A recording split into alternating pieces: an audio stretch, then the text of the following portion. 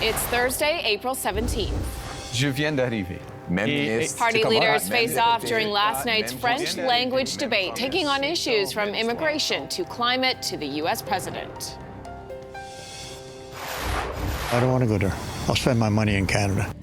Taking business elsewhere, land border crossings between Canada and the U.S. are down compared to last year. A weak dollar, a trade war, and extra scrutiny while crossing are all to blame.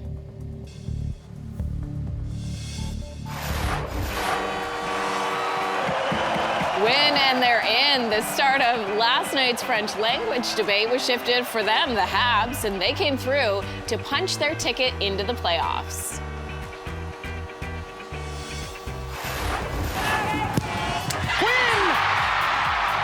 And history made. Quinn's goal makes them the first ever scorer in Northern Super League history. Stay with us, Canada. Your morning starts right now.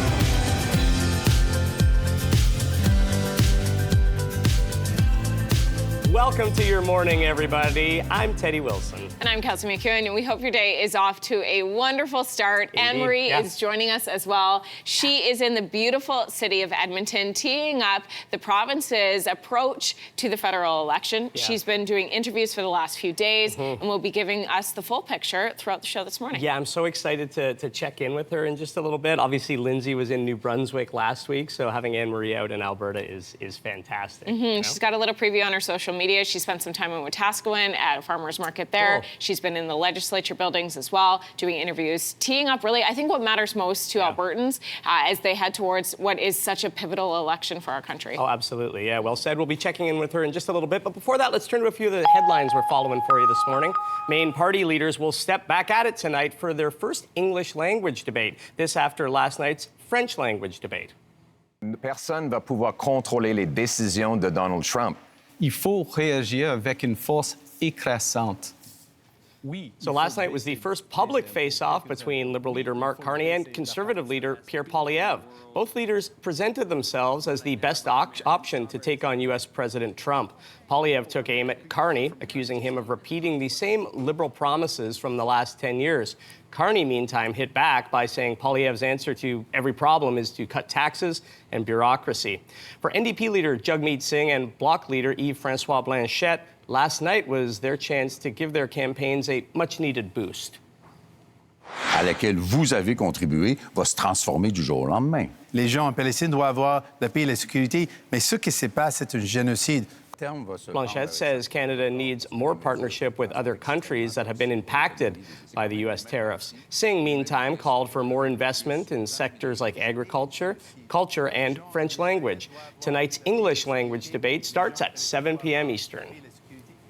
Well, U.S. Customs data shows the number of travelers crossing into the country from Canada is down sharply from last year. For many, the reason is quite clear. The dollar is bad, so I'll start with that one, but it's mainly just the 51st state rhetoric. In March, travelers crossing the land border into the U.S. were down by more than 900,000 people year over year. Passenger vehicles and pedestrian crossings are down about 26%. This year's March total of about 3.2 million people is the lowest recorded since 2022. Of course, that's when COVID-19 restrictions were still in effect. Canada has also updated its travel advisory for the U.S., warning travelers should expect scrutiny at points of entry, including of electronic devices.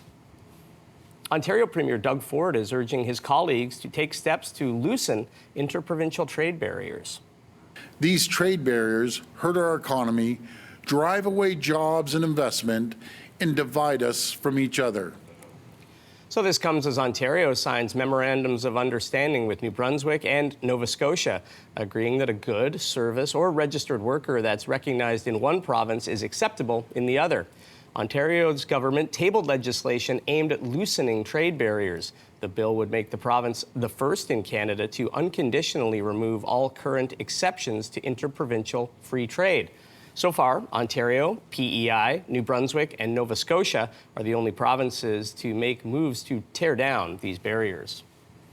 Well, police have named a suspect connected to Tuesday's hit-and-run incident at Toronto Metropolitan University. We believe this individual is dangerous, and we are urging the public not to approach him. So investigators are looking for 23-year-old Ryan Petroff. It's alleged he stole a car, then drove it onto a pedestrian walkway on campus with the intention of hitting a specific person. That person, along with 3 others, were hurt. Police are not revealing the nature of the relationship between the targeted victim and suspect. Anyone with information on Petroff is urged to get in touch with police. Well, as we said off the top of the show, Habs fans can breathe a sigh of relief. That's until the playoffs start, at least. Juraj Slavkovsky sends it over to Kaden Guhle. Guhle with a shot, scores! Guhle! Awesome. In a must-win game against the Canes, the Habs came through with a 4-2 win to lock down the second Eastern Conference wildcard spot. Kaden Guhle scored twice to lead the way for Montreal.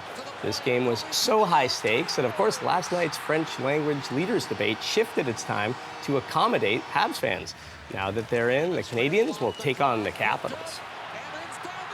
Well, Quinn is already an Olympic gold medalist, and they've now made some more Canadian sports history. Quinn!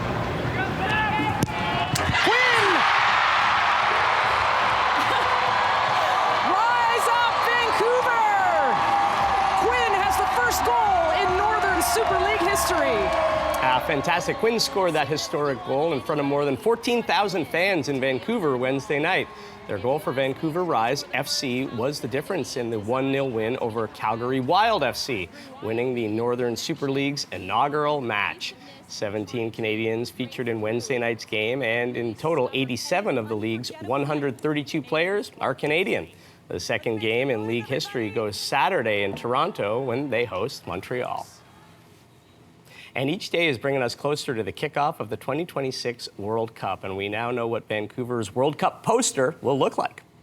I knew I wanted to bring in the wildlife into the mix of really helping to tell the story of not only just the soccer, but how do other species, not just humans, actually play, but navigate through the world in the way of using their extremities.